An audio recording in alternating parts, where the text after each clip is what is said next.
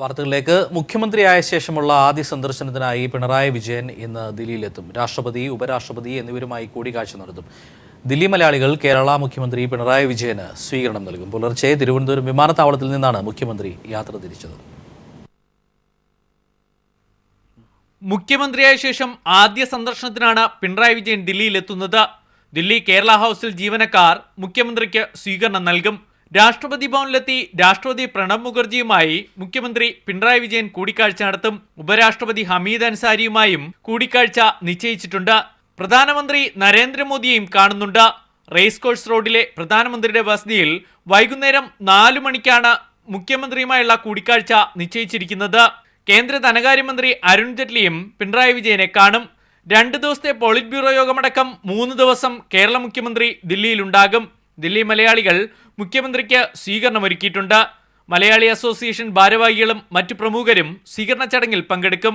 News bureau, Delhi.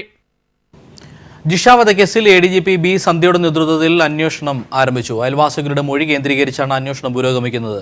മുൻ അന്വേഷണ സംഘത്തിന് ലഭിച്ച മൊഴിയും ഇപ്പോൾ ലഭ്യമായ മൊഴിയും തമ്മിൽ വൈരുദ്ധ്യമുണ്ടോ എന്ന് പരിശോധിക്കും. അന്വേഷണത്തിന് നേതൃത്വം നൽകുന്ന ADGP ബി സന്ധ്യ അയൽവാസികളുടെയും ജിഷയുടെ അമ്മയുടെയും മൊഴികൾ രേഖപ്പെടുത്തി.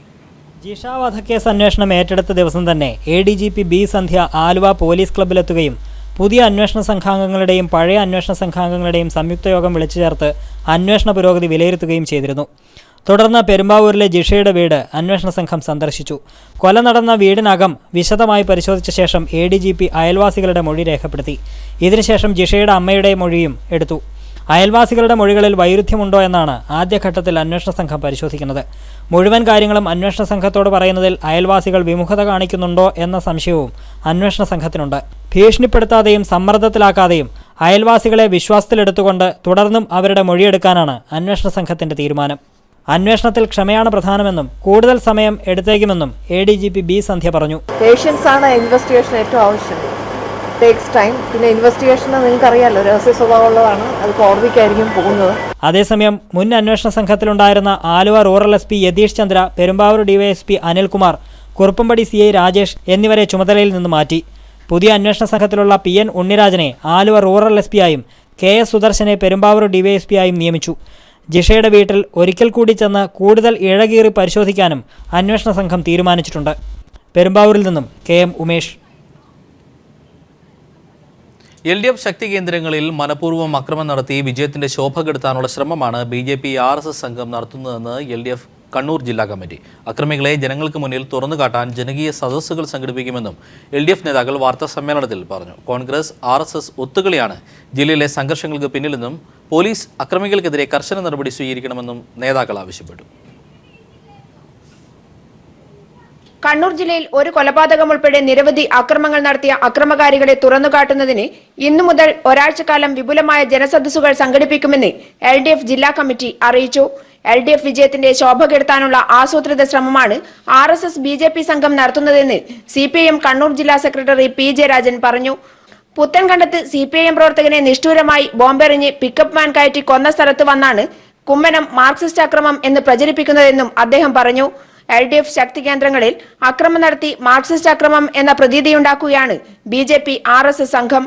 K സുധാകരന്റെ വീട്ടിനടുത്തു നിന്നും ആയുധവുമായി പിടികൂടിയയാൾ പോലീസിനോട് പറഞ്ഞത് യൂത്ത് കോൺഗ്രസ് പ്രവർത്തകനടക്കം സുധാകരന്റെ വീടാക്രമണ സംഘത്തിലുണ്ടായിരുന്നുവെന്നാണ്. RSSും കോൺഗ്രസും ചേർന്നുള്ള ഒത്തുകളിയാണിതെന്നും കസ്റ്റഡിയിലുള്ള രജീഷിനെ ചോദ്യം ചെയ്താൽ ഗൂഢപദ്ധതിയിൽ ആരൊക്കെ പങ്കെടുത്തുവെന്ന് വ്യക്തമാവുമെന്നും പോലീസ് കർശന നടപടി സ്വീകരിക്കണമെന്നും PJ രാജൻ പറഞ്ഞു. ഇടതുപക്ഷ ജനാധിപത്യ മുന്നണി അധികാരത്തിൽ വന്നപ്പോൾ ഈ നാട്ടിൽ അരാജകാവസ്ഥയുണ്ടായി എന്ന് വരുത്താൻ വേണ്ടിയുള്ള കൃത്യമായ ഗൂഢപദ്ധതികൾ നടന്നുകൊണ്ടിരിക്കുകയാണ്. പക്ഷേ ആ ഗൂഢപദ്ധതി ഇപ്പോൾ വെളിക്ക് വന്നിരിക്കുകയാണ്. അപ്പോൾ LDFന് പറയാനുള്ളത് ഇത് സംബന്ധിച്ച് സമഗ്രമായിട്ട് അന്വേഷിക്കണം. കൂത്തുപറമ്പ് കരേറ്റയിലും മട്ടന്നൂർ പഴശ്ശി എളക്കുഴിയിലും പഴശ്ശി പെരിഞ്ചേരി ബാവോത്തുപാറയിലും ചാവശ്ശേരിയിലും ആഹ്ലാദ പ്രകടനത്തിനു നേരെ ബോംബെറിഞ്ഞു. മരുതായി മേറ്റടി പാർട്ടി ഓഫീസ് നിശേഷം തകർത്തു. നീർവേലിയിൽ ഹോട്ടൽ തൊഴിലാളിയായ ശശീന്ദ്രന്റെ വീട്ടിൽ കയറി ഭാര്യ സാവിത്രി, മക്കൾ ആരോമൽ, അതുൽ എന്നിവരെ ഭീകരമായി മർദ്ദിച്ചു. ഇത്തരത്തിൽ LDF അധികാരത്തിലേറിയതിന്റെ ശോഭ കെടുത്താൻ BJP RSS സംഘം നടത്തുന്ന അക്രമത്തിനെതിരെ മതേതര ജനാധിപത്യ വിശ്വാസികൾ അണിനിരക്കണമെന്നും പ്രതിഷേധം ഉയർത്തിക്കൊണ്ടുവരണമെന്നും LDF ജില്ലാ കമ്മിറ്റി അഭ്യർത്ഥിച്ചു. News bureau, Kannur. LDF അധികാരത്തിൽ വന്ന ശേഷം സംസ്ഥാനത്ത് അക്രമമെന്ന് പ്രചരിപ്പിക്കാൻ RSS ശ്രമിക്കുന്നുവെന്ന് CPIM സംസ്ഥാന സെക്രട്ടറി കോടിയേരി ബാലകൃഷ്ണൻ. ഇതിനായി കേന്ദ്രമന്ത്രിമാർ RSS അണികളെ അക്രമത്തിന് തള്ളിവിടുകയാണെന്നും കോടിയേരി പറഞ്ഞു. RSS അക്രമങ്ങൾക്കെതിരെ LDF തിരുവനന്തപുരത്ത് സംഘടിപ്പിച്ച പ്രതിഷേധ കൂട്ടായ്മ ഉദ്ഘാടനം ചെയ്യുകയായിരുന്നു അദ്ദേഹം. LDF പ്രവർത്തകർക്കു നേരെ BJP RSS പ്രവർത്തകർ സംസ്ഥാന വ്യാപകമായി നടത്തുന്ന അക്രമങ്ങൾക്കെതിരായാണ് തിരുവനന്തപുരത്ത് LDF പ്രതിഷേധ കൂട്ടായ്മ സംഘടിപ്പിച്ചത്. LDF അധികാരത്തിൽ വന്ന ശേഷം സംസ്ഥാനത്ത് അക്രമമെന്ന് വരുത്തി തീർക്കാനായി RSS പ്രവർത്തകർ അക്രമം അഴിച്ചുവിടുകയാണെന്ന് കൂട്ടായ്മ ഉദ്ഘാടനം ചെയ്ത CPIM സംസ്ഥാന സെക്രട്ടറി കോടിയേരി ബാലകൃഷ്ണൻ പറഞ്ഞു.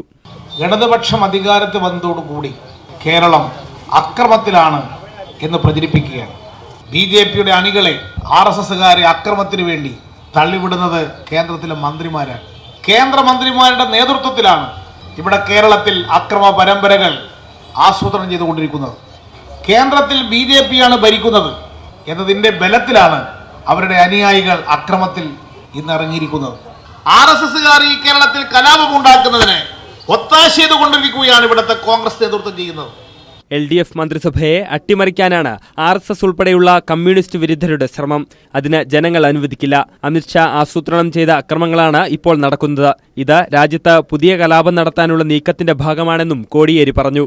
CPIM ജില്ലാ secretary Anavoor Nagappan, M Vijayakumar, V Sivankutty, Sathyan Mukheri, Gangadharan Nadar തുടങ്ങിയവരും പ്രതിഷേധ യോഗത്തിൽ പങ്കെടുത്തു. News bureau, Thiruvananthapuram.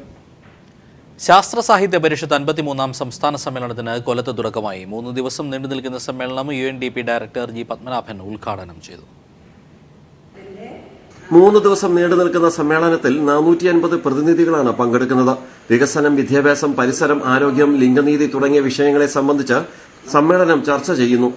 ജീവിത ദുരിതങ്ങൾ പുതിയ രൂപത്തിൽ സമൂഹത്തെ ഗ്രസിക്കുമ്പോൾ ശാസ്ത്ര അവബോധവും യുക്തിചിന്തയും പ്രശ്നപരിഹാരത്തിന് വെളിച്ചമാകണമെന്ന് പരിഷത്ത് ആവശ്യപ്പെടുന്നു. സമ്മേളനം UNDP ഡയറക്ടർ G പത്മനാഭൻ ഉദ്ഘാടനം ചെയ്തു. അതിന്റെ കൂടെ ഈ മുകളിലുള്ള സോയിൽ എറോഷൻ വന്നു കഴിഞ്ഞിട്ട് ഈ പല ഈ നദികളുടെ ബെഡിന്റെ ഇതിൽ റിവർ ബെഡിൽ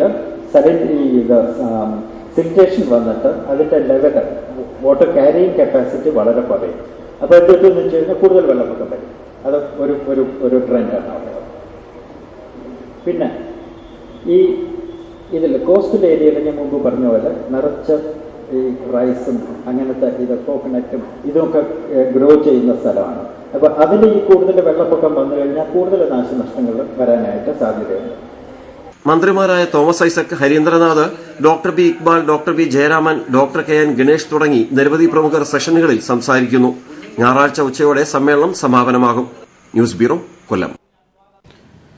കടുവകളുടെ വിഹാരകേന്ദ്രമാണ് രാജസ്ഥാനിലെ രൺഥാംബോർ നാഷണൽ പാർക്ക്. കടുവകളെ കാണാനും ഫോട്ടോ എടുക്കാനും ലോകത്തിന്റെ വിവിധ ഭാഗങ്ങളിൽ നിന്നും നിരവധി പേർ ഇവിടെ എത്തുന്നുണ്ട്. പുള്ളിപ്പുലികളും അപൂർവ ഇനം പക്ഷികളും ഇവിടെയുണ്ട്. രൺഥാംബോർ നാഷണൽ പാർക്കിലേക്ക് ഞങ്ങളുടെ ക്യാമറമാൻ PP സലീം നടത്തിയ യാത്രയിലെ ചില കാഴ്ചകൾ.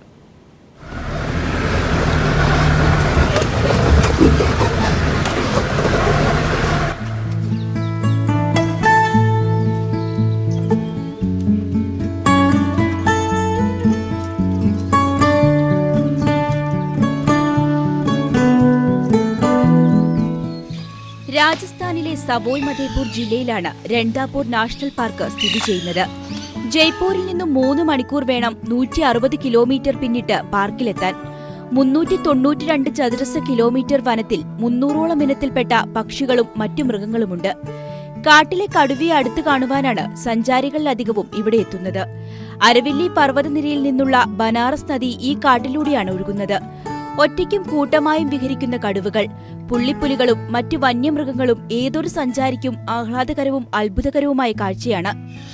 It's the month of May, it's 45 degrees and like few days ago it was 48 degrees, but nothing can stop people to come and see the tiger and its activity. Safari വണ്ടിയിൽ നിന്നിറങ്ങി മൃഗങ്ങളുടെ photo എടുക്കുവാനുള്ള അനുമതിയില്ല. വിലക്ക് ലംഘിച്ച് പുറത്തിറക്കിയ ചിലർക്ക് വന്യജീവി ആക്രമണത്തിൽ ജീവൻ തന്നെ നഷ്ടമായിട്ടുണ്ട്. വന്യജീവി ഫോട്ടോഗ്രാഫർമാരുടെ ഇഷ്ടസ്ഥലമാണിവിടം. അത്യപൂർവമായ ഈ പരിസ്ഥിതി സൗന്ദര്യം ആസ്വദിക്കേണ്ടത് തന്നെയാണ്.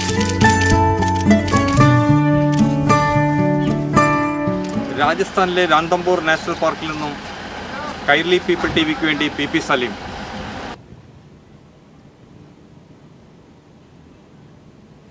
പ്രതിപക്ഷ നേതാവിന്റെ വസതിയായ കണ്ടോൺമെന്റ് ഹൗസ് 2 ദിവസത്തിനുള്ളിൽ ഒഴിയുമെന്ന് VS. പുതിയ വീട് കണ്ട് തനിക്ക് ഇഷ്ടമായെന്നും VS പീപ്പിൾ ടിവിയോട് പറഞ്ഞു. വാർത്തകളിൽ നിറഞ്ഞു നിൽക്കുന്ന വേളയിൽ തന്നെയാണ് മുതിർന്ന CPIM നേതാവ് VS അച്യുതാനന്ദൻ പുതിയ വീട് കാണാനെത്തിയത്. മകൻ VA അരുൺകുമാറിനൊപ്പം എത്തിയ VS വീട് വിശദമായി കണ്ടു. CPIM സംസ്ഥാന ആസ്ഥാനമായ AKG സെന്ററിന് തൊട്ടരികിൽ തമ്പുരാൻ മുക്കിലാണ് വീട്. വീട് ഇഷ്ടമായെന്ന് VS പറഞ്ഞു. വീട് തിരക്കേറില്ല. അപ്പോൾ 2 ദിവസത്തിനകം അവിടെ വിട്ടുകൊടുക്കണമല്ലോ. പാർട്ടി പ്രതിപക്ഷ നേതാവിനെ തിരഞ്ഞെടുത്ത് കഴിഞ്ഞാൽ പിന്നെ പ്രതിപക്ഷ നേതാവിൻ്റെ വീട് വിടണമല്ലോ. അപ്പോൾ അതുകൊണ്ട് വീട് നോക്കുകയായിരുന്നു. ഭേദപ്പെട്ട വീടാണ്. പുതിയ താമസ സ്ഥലം പരിശോധിക്കാൻ വന്ന VS മറ്റു വിഷയങ്ങളിലേക്ക് കടക്കാൻ താൽപ്പര്യപ്പെട്ടില്ല. അതേസമയം തൻ്റെ സ്ഥാനങ്ങളെ മുൻനിർത്തിയുള്ള വിവാദങ്ങളെക്കുറിച്ച് ശനിയാഴ്ച പ്രതികരിക്കുമെന്നും VS വ്യക്തമാക്കി. ചില വിവാദങ്ങളും വന്നിട്ടുണ്ട്. VSന്റെ ഒരു പ്രതികരണം അത് നാളെ പറയാം. ശരി. 2 ദിവസത്തിനുള്ളിൽ VS കണ്ടോൺമെന്റ് ഹൗസ് ഒഴിയും. News bureau, Thiruvananthapuram.